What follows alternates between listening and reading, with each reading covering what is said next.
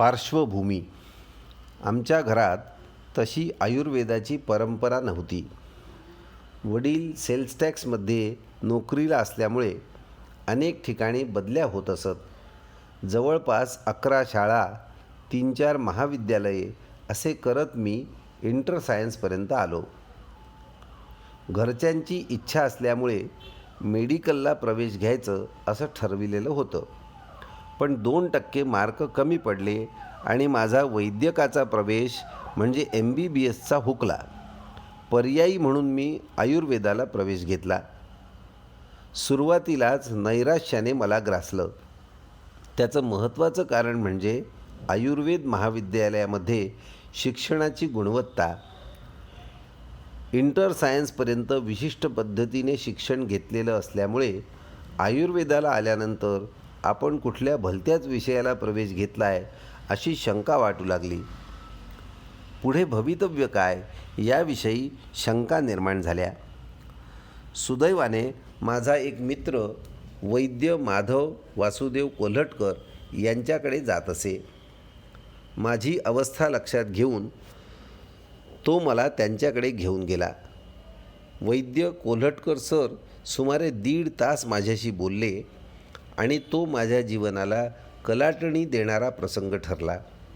काहीही कळत नसतानासुद्धा त्यावेळेस मी शुद्ध आयुर्वेदीय व्यवसाय करण्याचा निर्णय घेतला आणि मी माझं आयुष्य त्यासाठी झोकून दिलं.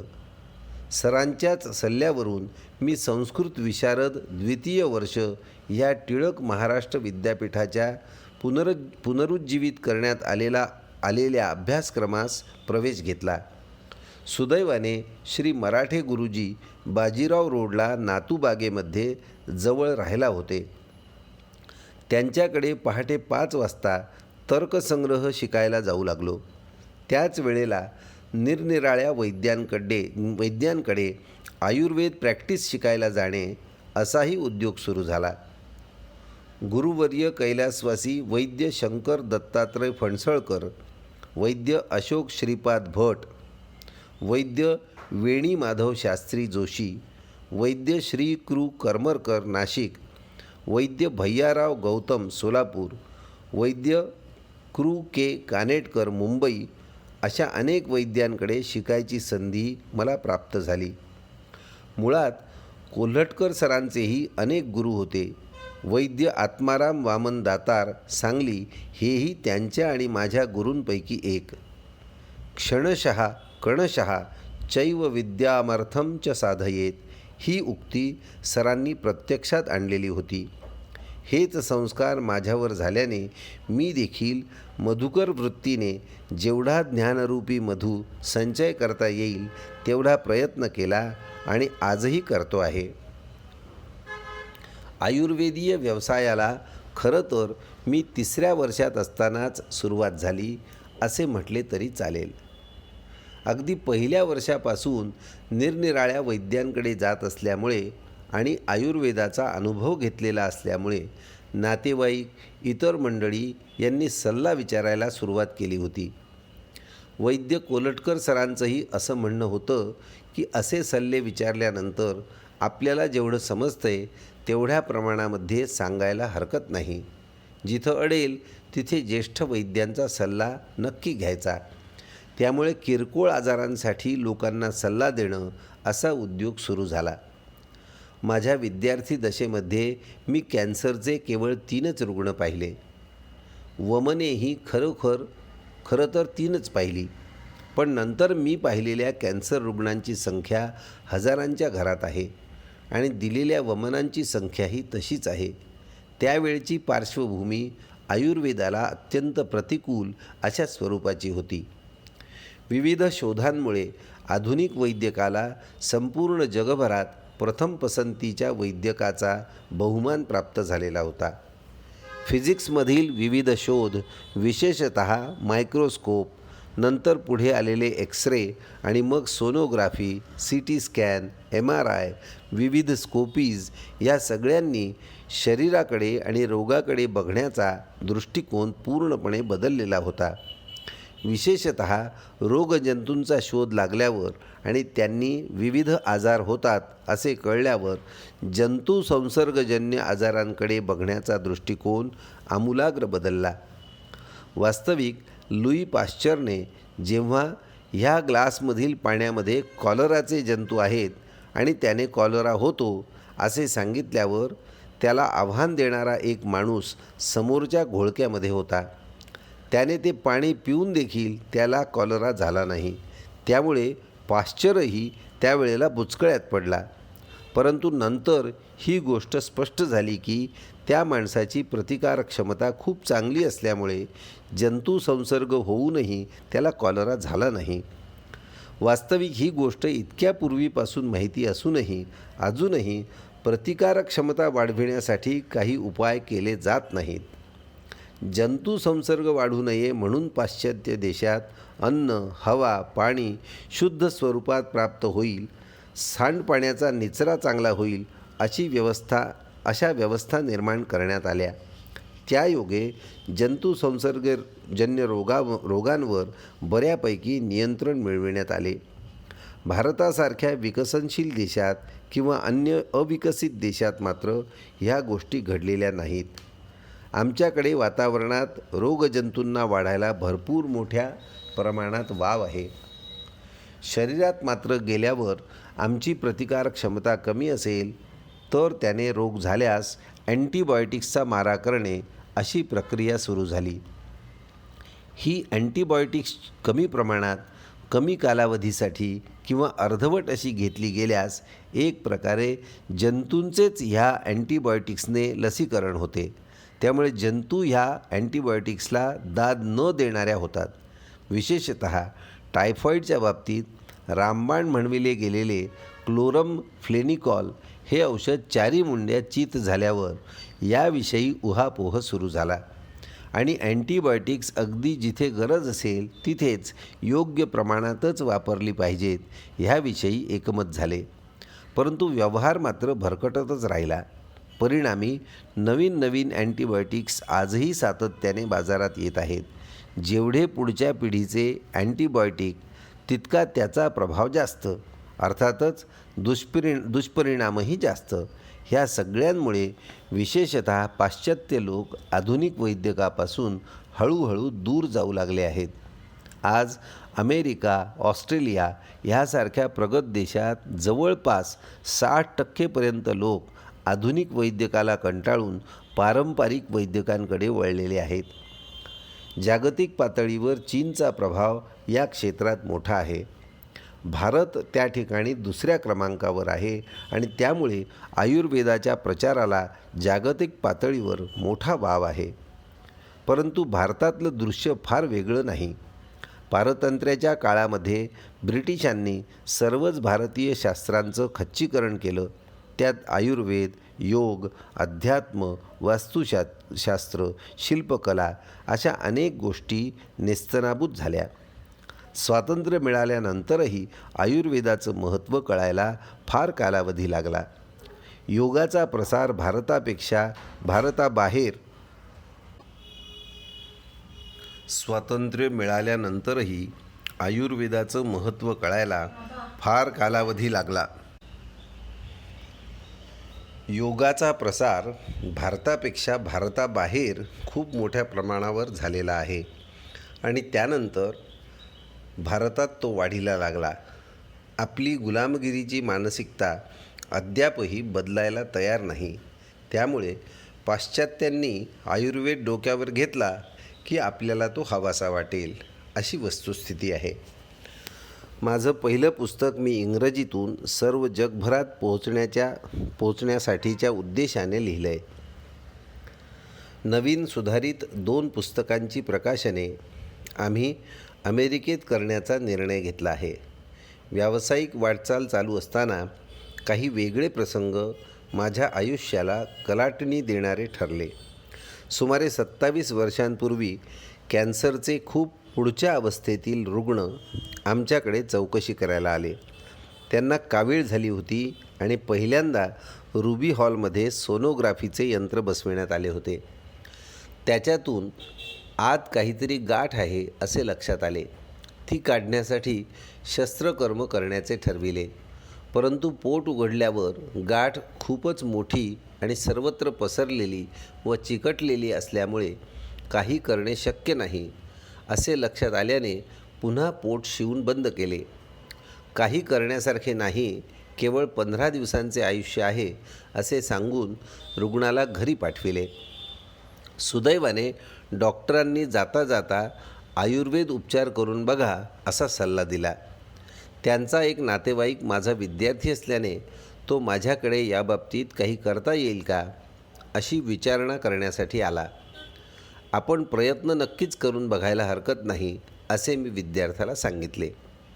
कोल्हटकर सरही रुग्ण बघण्यासाठी त्यांच्या घरी गेले. रुग्णाची परिस्थिती खूप गंभीर होती, परंतु कोल्हटकर सरांच्याच सल्ल्यानुसार केवळ दुधावर ठेवणे आणि काही विशिष्ट औषधे असे उपचार सुरू झाले. रुग्णाने प्रतिसाद द्यावयास सुरुवात केली आणि रुग्ण हळूहळू सुधारतच गेला. सुमारे 6 महिने केवळ दुधावर राहिल्यावर हळूहळू दूध भात, दूध भाकरी आणि पुढे मग वरण, काही भाज्या असा आहार सुरू करण्यात आला. तरी देखील सुमारे 5 वर्षांपर्यंत रोज 1.5 लिटर दूध आणि भुकेनुसार अन्य आहार अशीच ही योजना होती. ते दररोज एक आवळाही खात असत. आता त्या घटनेला 27 वर्षे झाली. आता रुग्णाचे वय 94 वर्षे आहे. हा एक मोठा चमत्कार वाटावा अशा स्वरूपाचा भाग झाला. ह्याचा एकंदर परिणाम म्हणून कॅन्सरचे असाध्य अवस्थेतले अनेक रुग्ण माझ्याकडे उपचारांसाठी येऊ लागले. बहुतेक सर्व रुग्णांमध्ये शस्त्रकर्म, केमोथेरपी, रेडिएशन हेही उपचार झालेले आहेत. आता रोग बळावतो आहे आणि आधुनिक वैद्यकाचे सर्व उपचार संपल्यामुळे अंधकारमय स्थिती आहे. अशा स्थितीत केवळ नाईलाज म्हणून पर्यायी वैद्यक म्हणून आयुर्वेदाकडे लोक वळतात. याही स्थितीत चमत्कार वाटावा असे काही रुग्णानुभव आल्यामुळे त्यांची संख्या दिवसेंदिवस वाढतच होती. वास्तविक हे काही चमत्कार नव्हेत, ह्याच्या मागे विशिष्ट ती सैद्धांतिक भूमिका आहे. विशिष्ट पद्धतीचा कार्यकारण भाव आहे. विषयांची सुसंगत मांडणी आहे. परंतु आधुनिक पद्धतीत शिक्षण झाल्यामुळे लोकांना त्याच्या पलीकडे शास्त्र नावाची काहीतरी गोष्ट असू शकते याची कल्पनाच नाही. त्यामुळे आयुर्वेदाकडे बघण्याचा दृष्टिकोन मुळातच साशंक राहतो. मात्र एकदा गुण आला की लोक त्याचा हिरिरीने प्रचार करतात. कॅन्सरच्या रुग्णांची संख्या वाढू लागली आहे. ह्याच्या जोडीला हृदरोग आणि मधुमेह यांनी ग्रस्त रुग्णांची संख्यासुद्धा वाढू लागली. हृदरोगामध्ये शस्त्रकर्माची मानसिक तयारी नसेल किंवा आर्थिक संपन्नता त्या स्वरूपाची नसेल तर रुग्णाची मोठी पंचाईत होते आणि नाईलाजाने पर्यायी वैद्यकांकडे वळावं लागतं. वास्तविक आयुर्वेदाची चिकित्सा ही खूप मूलगामी आणि अधिक परिणामकारक आहे. पण रुग्णांना त्याची माहिती नसल्यामुळे केवळ पर्यायी म्हणूनच त्याचा विचार होतो. पण याही रुग्णांना आयुर्वेदाच्या आधाराची मोठी गरज आहे. मधुमेह हा झपाट्याने संपूर्ण जगभरातच आणि विशेषतः भारतात वाढतो आहे. सन 2025पर्यंत भारत मधुमेहींचा देश म्हणून ओळखला जाणार असल्याचे भाकीत आहे. सर्वात जास्त मधुमेही रुग्ण भारतात असणार आहेत. दुर्दैवाने ह्या गोष्टीची जाणीव होऊनही असं घडू नये या अर्थाने फारसे प्रयत्न होताना दिसत नाहीत. औषध कंपन्यांनी मात्र आपल्या कंपनीची औषधं जास्तीत जास्त कशी विकता येतील या अर्थाने आतापासूनच मोर्चे बांधणी सुरू केली आहे. परंतु मधुमेहींची संख्या आटोक्यात कशी ठेवता येईल, त्यांचे उपद्रव कसे टाळता येतील याविषयी कोणाचीच जागरूकता नाही. आयुर्वेद ह्याही क्षेत्रामध्ये मोठं काम करू शकतो. विशेषतः किडनी फेल्युअर आणि डोळ्यावर होणारे परिणाम यांना प्रतिबंध, किमान त्यांची अवस्था टिकवून ठेवणं ह्या गोष्टी आयुर्वेदाने चांगल्या साध्य होतात. परंतु समाजात याविषयी माहिती नसल्यामुळे लोक आता आयुर्वेदाकडे वळत आहेत. ह्याही अर्थाने हे पुस्तक लोकांना उद्बोधक ठरेल याविषयी दुमत नाही. या माझ्या पार्श्वभूमीला आणखी एक सोनेरी झालर आहे. कैलासवासी गुरुवर्य कोल्हटकर सरांच्या प्रेरणेने टिळक महाराष्ट्र विद्यापीठात आयुर्वेदीय त्रिस्कंध कोश नावाच्या एका महत्त्वाकांक्षी प्रकल्पास 1989 साली सुरुवात झाली.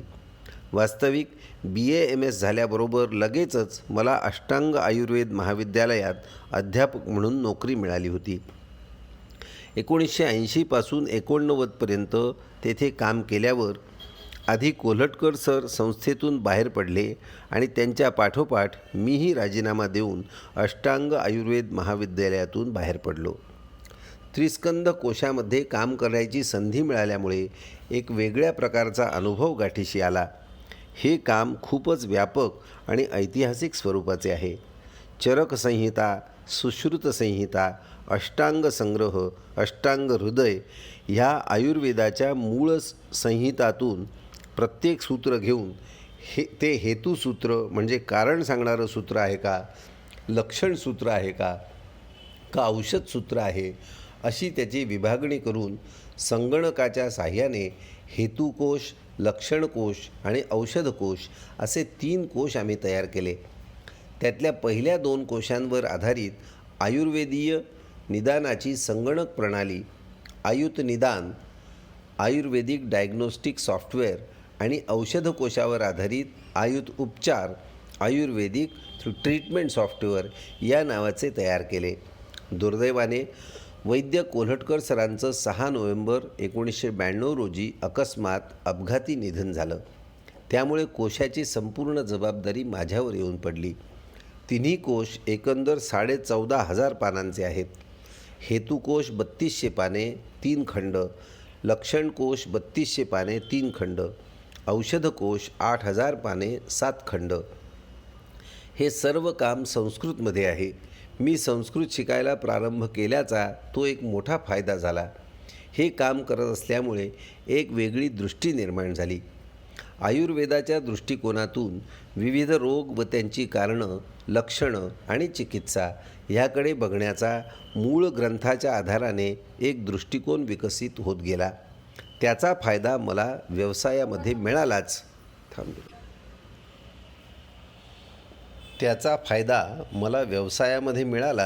पण पुढे कोल्हटकर सरांच्या नावानं आम्ही श्री माधवाचार्य गुरुकुल म्हणून आयुर्वेदाचं गुरुकुल सुरू केलं.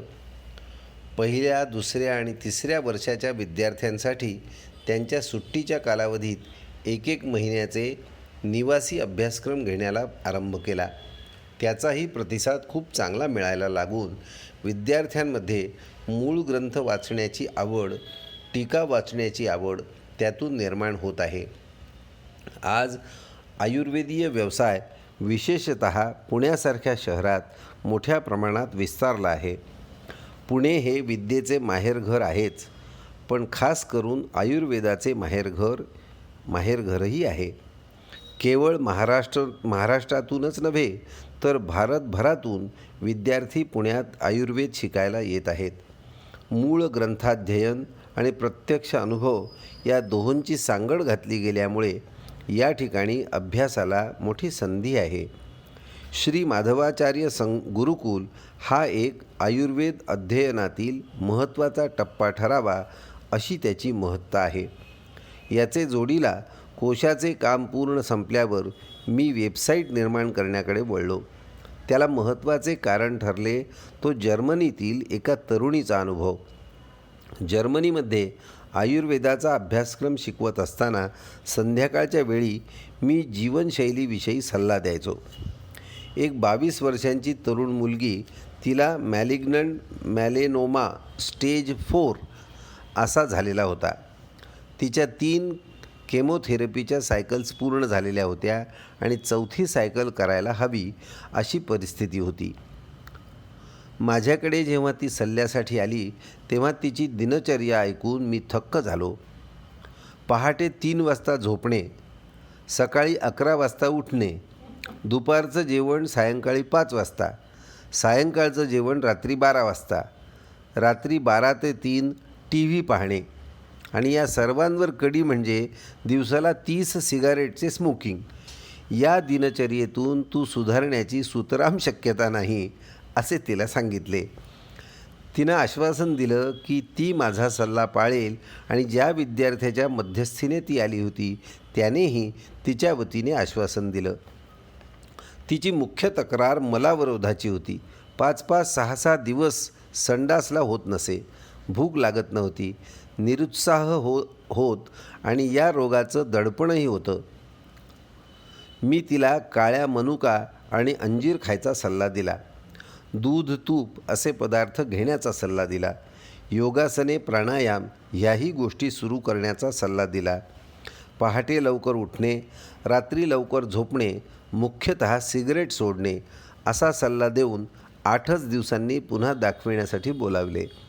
8 दिवसांमध्ये तिचे पोट बऱ्यापैकी साफ होऊ लागले. भूक वाढायला लागली, उत्साह वाढला. तिला असेच चालू ठेव असे सांगून मी भारतात परत आलो. वर्षभराने मी गेलो तेव्हा ती दाखवायला आली. ती एकंदर बरी दिसत होती. केमोथेरपीचं काय झालं असं मी विचारल्यावर तिने मला आश्चर्याचा सुखद धक्का दिला की वर्षभरात तिला केमोथेरपीची गरज लागलीच नाही. केवळ जीवनशैलीतील बदलानं स्टेज 4मध्ये असलेल्या रुग्णाचं केमोथेरपी थांबवता येईल अथवा टाळता येईल याच्यावर माझाही विश्वास बसेना. पण ठीक आहे असं म्हणून तिला दिनक्रम तसाच चालू ठेवण्यास सुचविले. त्यानंतरच्या वर्षभरानंतरही तोच अनुभव आला. त्यातून मला एक गोष्ट कळून चुकली की लोकांना दिनचर्या म्हणजे काय आणि जीवनशैली आपली किती बदललेली आहे याची कल्पनाच नाही. सर्वच रोगांवरती नियंत्रण मिळविण्यासाठी दिनचर्येमध्ये आमूलाग्र बदल होणे आवश्यक आहे. जगाच्या कानाकोपऱ्यात पोचायला इंटरनेट हे अत्यंत प्रभावी माध्यम आहे. यातून प्रेरणा घेऊन मी www.health-ayurworld.com ह्या संकेतस्थळाची निर्मिती केली. www.health-ayur-world.com ह्या संकेतस्थळाची निर्मिती केली. सुदैवाने डॉक्टर माशेलकरांनी ह्या संकल्पनेचे खूप कौतुक केले. त्यांच्याच हस्ते दीनानाथ मंगेशकर रुग्णालयात 3 मे 2009 रोजी या संकेतस्थळाचे औपचारिक उद्घाटन झाले. प्रख्यात कॅन्सर तज्ज्ञ डॉक्टर अरविंद कुलकर्णी हे त्यावेळेला अध्यक्ष म्हणून उपस्थित होते. ह्या संकेतस्थळामध्ये 2 प्रकारच्या प्रश्नावल्या सादर केलेल्या आहेत. त्यातील एक 60 प्रश्नांची थोडी संक्षिप्त आवृत्ती आहे जी मोफत आहे आणि दुसरी सुमारे 120 प्रश्नांची सविस्तर अशी प्रश्नावली आहे जी सशुल्क आहे. ह्यामागची कल्पना अशी की रुग्णाला किंवा व्यक्तीला त्याची स्थिती नेमकी काय आहे, त्याला रोगाला बळी पडण्याची शक्यता किती आहे याची जाणीव व्हावी आणि त्याला अनुसरून त्याने जीवनशैलीमध्ये बदल घडवून आणावेत. प्रत्यक्षामध्ये या संकेतस्थळाचा प्रचार म्हणावा तितका झाला नाही. त्यामागे महत्त्वाची 2 कारणे होती. एक म्हणजे भारतामध्ये अजूनही इंटरनेटचा वापर तितका मोठ्या प्रमाणात होत नाही आणि पाश्चात्य देशात हे संकेतस्थळ लोकांच्या नजरेस पडण्यास अजूनही अडचणी आहेत. त्यामुळे ह्याविषयी पुस्तक लिहावे असा विचार मूळ धरू लागला. मी cancer, heart disease and diabetes, prevention and treatment in Ayurvedic perspective असे पुस्तक श्री गिरीश गांधी यांच्या मनकर्णिका पब्लिकेशनमधून 30 ऑक्टोबर 2010 रोजी प्रकाशित केले. त्यालाही डॉक्टर माशेलकरांनी प्रस्तावना लिहिलेली आहे. त्यांच्याच हस्ते त्याचं प्रकाशन झालं. या पुस्तकामुळे भारतात आणि जागतिक पातळीवर एक वेगळा दृष्टिकोन लोकांच्या पुढे येण्यास मदत झाली. विशेषतः जीवनशैलीविषयक फारशी माहिती उपलब्ध नाही, ती देण्याचे काम या पुस्तकात चांगले झालेले आहे. परंतु हे पुस्तक इंग्रजीत असल्यामुळे काही मराठी भाषकांची किंवा अन्य भाषकांची यात अडचण होते आहे. हे लक्षात घेऊन मराठीतून हे पुस्तक प्रकाशित करावे या मागणीला जोर वाढू लागला आणि मी त्या पुस्तकाच्या प्रकाशनासाठी कंबर कसली. फलस्वरूप आता हे पुस्तक वाचकांसाठी उपलब्ध होत आहे आणि लोकांनी त्याचा परिपूर्ण फायदा करून घ्यावा अशी त्यांना कळकळीची विनंती आहे. जीवनशैली विषयक दुसरे पुस्तक मराठीतूनही लवकर उपलब्ध होईल त्याविषयीचे प्रयत्न सुरू झालेले आहेत. या पार्श्वभूमीवर आपण आता मूळ विषयाकडे वळूयात. वैद्य दिलीप गाडगीळ, पुणे.